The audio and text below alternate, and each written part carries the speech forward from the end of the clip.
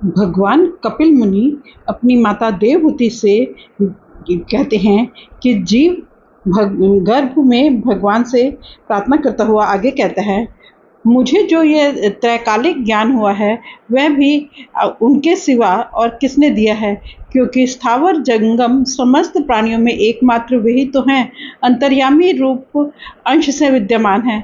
अतः जीव रूप कर्म जनित पदवी का अनुवर्तन करने वाले हम अपने त्रिविध तापों की शांति के लिए उन्हीं का अर्थात भगवान का ही भजन करते हैं।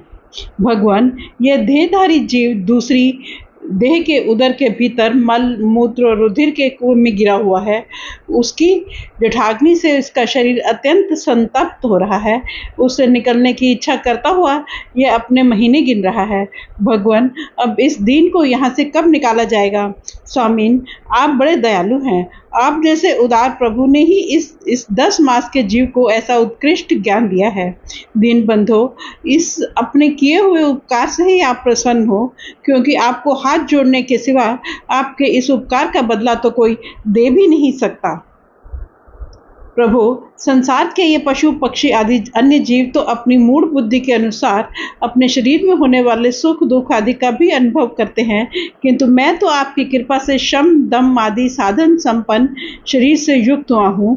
अतः आपकी दी हुई विवेकवती बुद्धि से आप पुराण पुरुष को अपने शरीर के बाहर और भीतर अहंकार के आश्रयभूत आत्मा की भांति प्रत्यक्ष अनुभव करता हूँ। भगवान, इस अत्यंत दुख से भरे हुए गर्भाशय में यद्यपि मैं बड़े कष्ट से रह रहा हूँ, तो भी इससे बाहर निकलकर संसारमय अंधकूप में गिरने की मुझे बिल्कुल इच्छा नहीं है, क्योंकि उसमें जाने वाले जीव को आपकी माया घेर लेती है, और जिसके कारण उसके शरीर में अहम बुद्धि हो जाती है और उसके परिणाम में उसे फिर इस संसार चक्र में ही पड़ना होता है।